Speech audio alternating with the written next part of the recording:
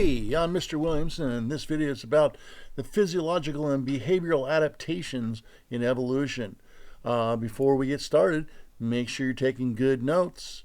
Again, can't say it too many times. Cornell works well for most students, although I like outline, but you do whatever spins your wheels. Let's get started. Before we go any farther, make sure that you understand what an adaptation is. And you should know this because it's been on the last three videos? I don't know. An inherited trait or set of traits that helps chances of survival and reproduction of an organism. Okay? It's something that the organism, a variation that the organism has that allows it to survive. All right? The types of adaptations are morphological, which are structural changes, physiological, which are biochemical changes, or behavioral. All right? We've already talked about morphological adaptations, so if you don't understand those, go back to the fourth video, 04 morphological adaptation video. In this one, we're talking about physiological and behavioral. A physiological change is a change in the biochemistry of the organism. It could be, maybe these are just a couple examples. It could help in digestion. Maybe you have the enzymes to break down a food that easier than one of your competitors. Gives you more food that you can eat, lets you survive. Maybe you have the ability to bring in more oxygen, like we learned about birds and hollow bones. Their bones seem to act like second lungs or an extension of the lungs. That's an advantage. Or maybe you're able to produce, if you're a plant, you can produce more glucose from sunlight. That would be an advantage. Let's take a look at some other examples. Venom is a physiological adaptation.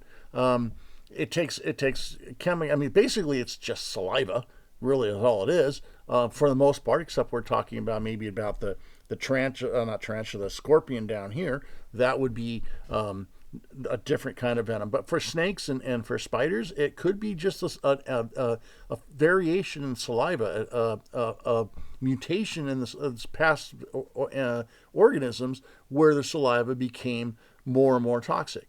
All right, and if you think about how this would work, if you're a snake and you want to kill something, venom makes sense. You're trying to kill and eat it.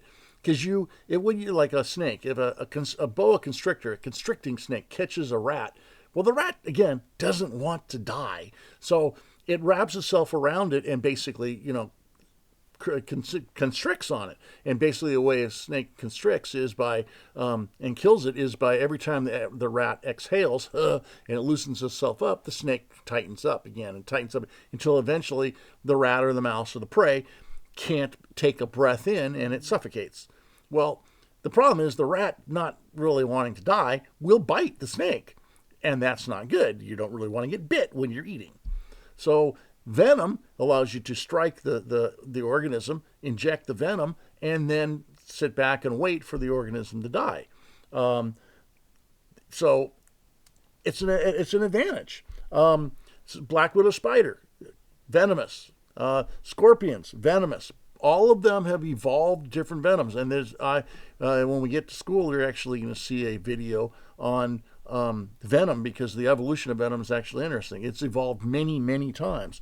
But other examples like the cone shell, one of the most powerful venoms in the world.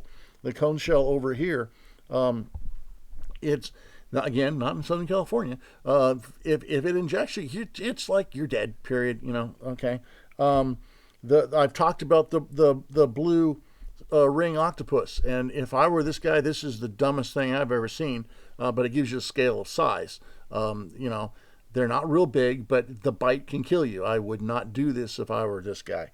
And then like the stinging nettle, the jellyfish down here, that you have the venom on some of these can scar. They can cause scars for that last a lifetime, because they damage the skin. It's necropsy, where they just destroy the skin.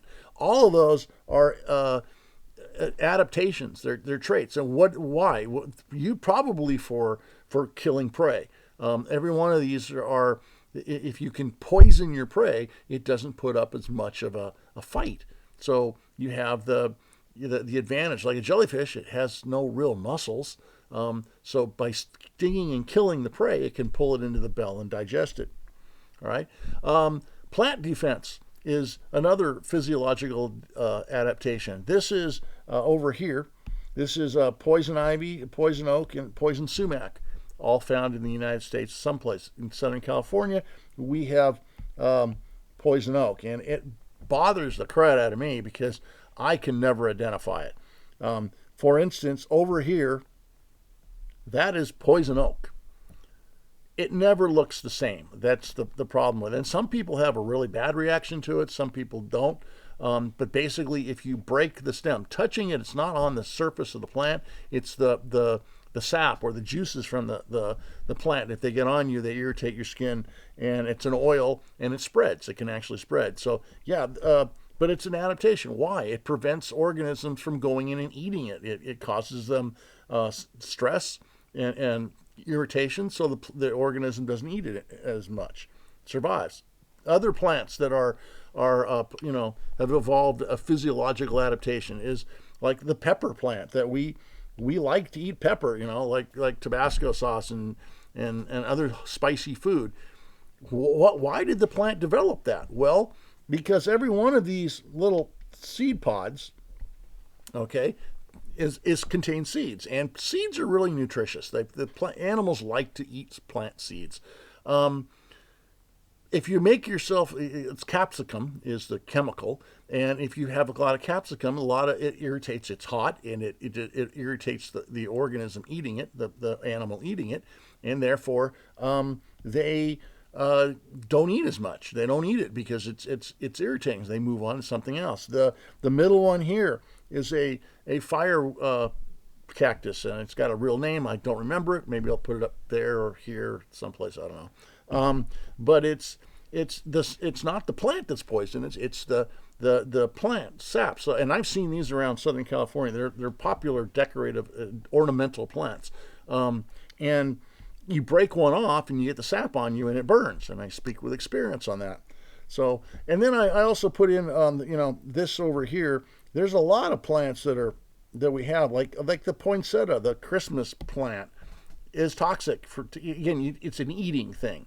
The foxglove is poisonous if you eat it. So it's the mistletoe, the Christmas. Oh, tic-tac-toe. They're all developed. They've evolved these toxins so that they don't get eaten by other organisms. So let's move on to behavioral adaptation. The physiological adaptation is an adaptation that we change the body chemistry. Behavioral adaptation is a change in behavior. And the examples I've given you here, schooling of fish, migration, hibernation, other things. Think of this, though. It's not taught. Organisms aren't learning how to do these things. They know how to do it automatically. All right? For example, schooling of fish. Like sardines, they school in large groups. Why? Because a big school of fish, it's harder to pick a target. All right? If you're hunting them, and I'm not talking about humans again, if you're hunting them, small individual fish you can focus on. A big moving mass of fish where the individual fish might go deeper into the school or come out in the surface is harder to focus on an organism. Plus, you're a really big thing. Animals aren't that smart. So it's a really big moving thing. It can be scary. So schooling a fish, it's a protective adaptation. Hibernation is a behavioral adaptation. And why? Because it takes a lot of energy to survive through the winter. If you can hibernate, and there's a whole adaptation evolution in hibernation. Like, for instance, bears, they store up their food, they store up the fat, they need a lot of calories beforehand, and that's what they live off of. There's also some anatomy, physiological changes that take place. For instance, there's a mucus plug so they don't poop in their den or something like that. But there's some real changes that take place. And basically, you've got a bear over here. Down the bottom is a hedgehog, and the squirrel on the top there. I just picked pictures of hibernation. Migration, the movement of animals from one area to another to go with the seasons. birds fly south for the winter and they fly north for the summer. And there's actually flyways. You can look at a map, Google it, and see the flyways that they travel on. In the Arctic, herds of caribou are migrate from feeding ground to feeding ground. In Africa, there's a great migration of wildebeest and zebras that they follow the rains. Why do they follow the rains? Because when it rains, the grass grows. When the grass grows, the wildebeest and the zebras actually have food. So they migrate with this rain, and the rain actually goes around the continent through the seasons, and the migration takes place. And then down the bottom, you see a migration of land crabs, and I think this is New Zealand. I could be wrong. But once a year, they mate. Well, they mate in the water, so they migrate to the water to mate, and then they move back up into the land to live. And when they migrate. It's just like the whole land is overrun with these things. This is just the picture I picked. There's pictures of them. You couldn't. I mean, it's unbelievable. They're in the road. They're dead because cars run over them. They walk through people's houses. They will get through your door. They just walk towards the ocean. Migration, behavioral adaptation. We could also talk about like other ones, like nesting.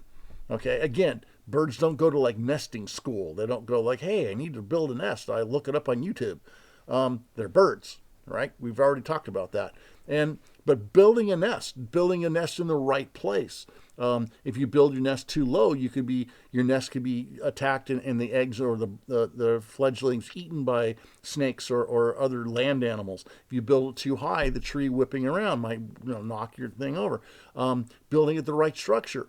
All of that is an evolution. Everything, all those are little variations on how they do it, and the ones that do it successfully are the ones that reproduce. We could talk about the beaver dams, where the beaver will build a dam across a stream and block it up, which is what they've done here. All right, and then they build a mound back there, which is their home. They can go underneath that mound, and there's a tunnel that goes up and it's dry on the inside. By building a large body of water around it, they've really kind of protected themselves because things aren't going to cross the water to attack their home, so they're safe. And then there's whales. The bubble net whale feeding habit of a whale, where one whale will you have a collar, and I learned this just now by doing this. You have a collar which is kind of giving signals. Again, though, they're not going to school. They don't talk to each other, but they communicate in a way. And these whales keep circling around until one of them comes up and they basically are blowing bubbles out of their blowhole, which is their nostrils, and encircling the fish into a smaller and smaller area until they all can come up and come up through the top and feed on them. And if you Google that, it's got YouTube. Google has some great pictures and videos of that. But that's a behavioral adaptation that the whales not have learned, but it's in them. They know how to do it. So that covers all of our adaptations. All right. So we have we talked about morphological change, which is a change in structure. We talked about cryptic coloration, warning coloration, and mimicry. We looked at some of the insects and other organisms that look like other things. Maybe not even mimicry, just look like other things. We talked about physiological changes where the biochemistry changes. Again, it could be, like I said, it could be that you eat something better than I do. Or maybe when we get to the other one where a pepper is hot to me, you can eat it. That would be a physiological adaptation. You can eat that and survive off it, and I'm like, I'm not eating that. Or you could talk about behavioral. We talk about migration or nest building or whatever. The thing is, you could look at almost any organism, and if you look at where it evolved, you should be able to almost figure out, why does it look like that? What has it done to survive in that area? All right. One plant that can survive in the desert will not survive in a swamp. One plant that's in a swamp will not survive in the desert. They've adapted and evolved to live in specific areas where the conditions are right, where their traits allow them to survive. All right. Hopefully you took good notes. If you have any questions, ask me at Edpuzzle or in the class. Good luck.